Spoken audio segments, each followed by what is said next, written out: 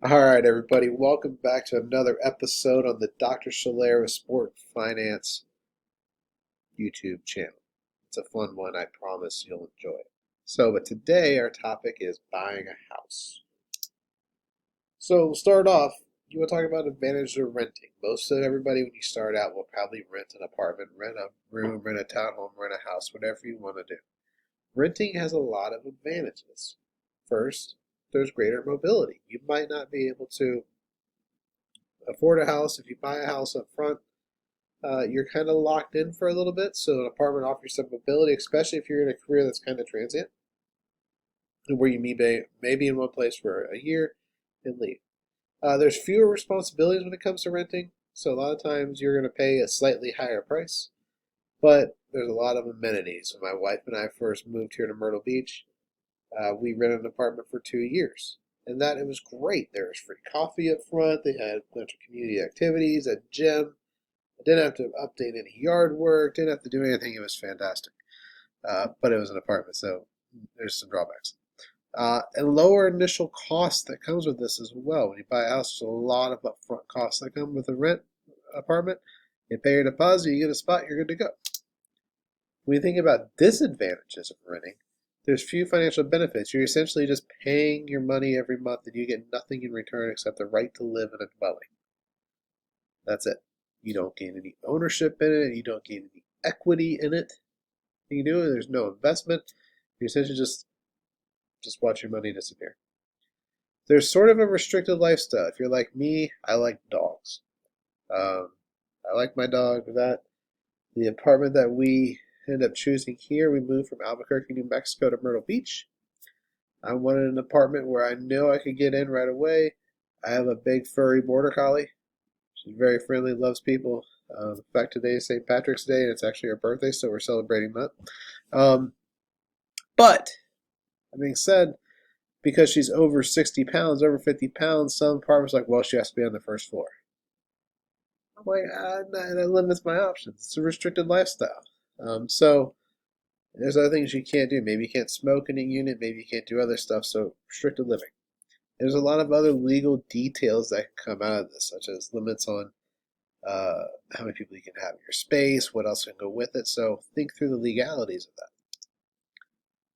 Home ownership. It is fantastic. The pride you have in knowing that, hey, I own this house. It is mine. I own this piece of land. I own this building. It is a great feeling to have. You share with your friends. You do something like, look, I'm a homeowner.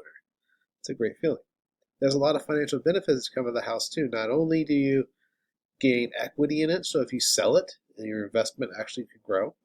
But also a lot of tax benefits that come from owning a house. You get to deduct uh, your property taxes on that. You get to deduct any other taxes you've paid, usually on your federal income taxes. So federal benefits associated with it. And there's lifestyle flexibility. If you want to own 20 dogs and let them run in your backyard, perfect. There's a lot of lifestyle flexibility on your land of what you want to do. Some of the drawbacks, there's some financial uncertainty. So, what happens potentially if the market takes a downturn? If you think back to 2008 and the housing crisis, you could have financial uncertainty. Is my house actually going to make money? Am I going to be potentially underwater on what I pay? Meaning, I owe more than my house is really worth.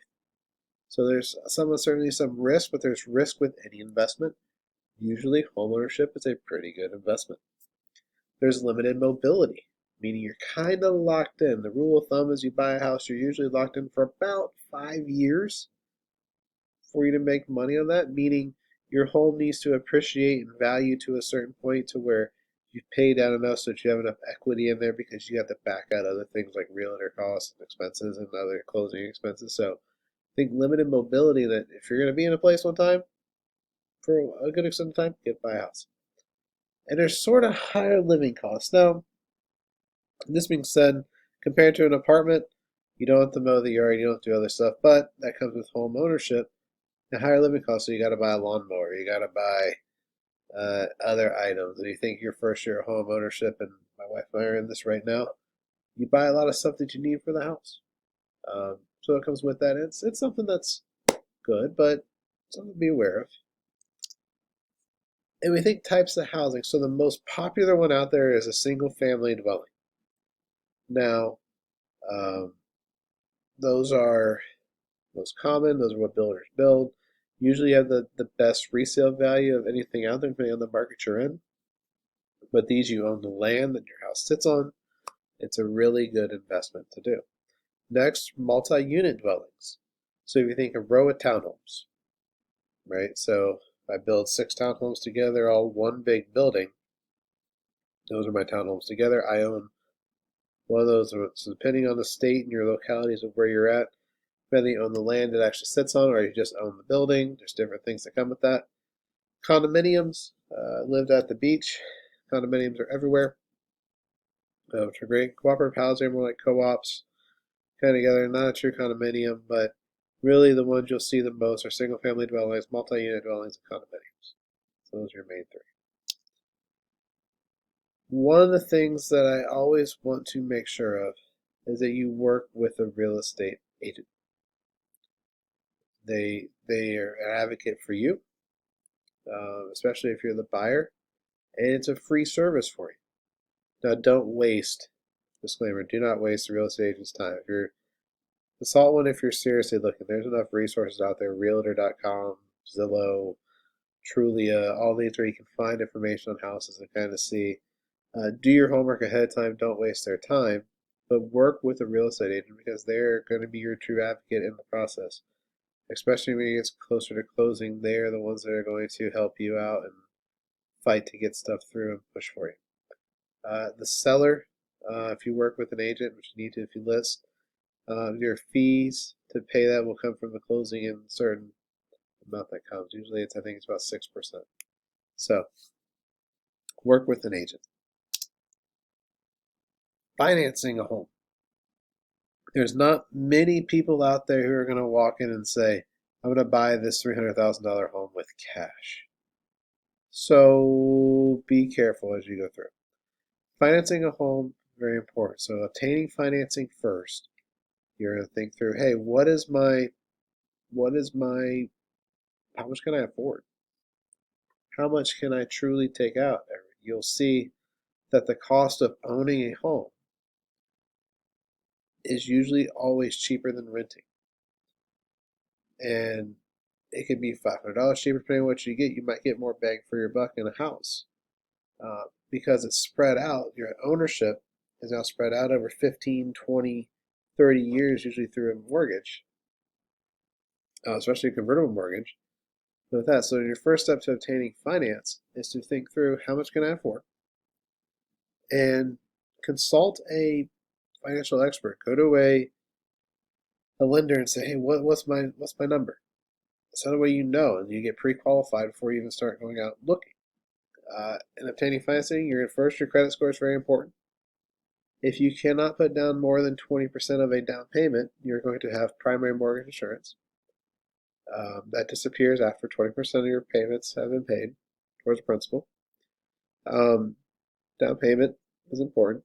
Depending on what you do, convertible is used about, conventional is used about 5% down.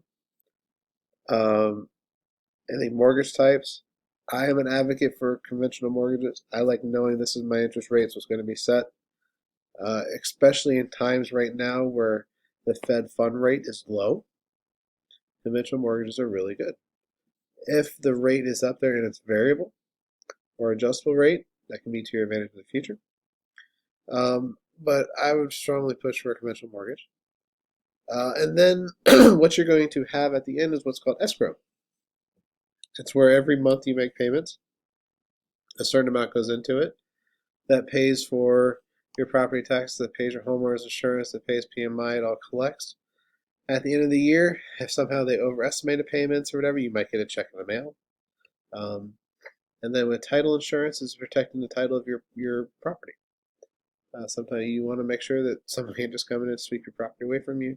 Title insurance is a good way to go. And with that, that's another episode of Dr. Schler's Sport and Finance. Please give me a follow on the YouTube channel and keep paying attention. Have a good day.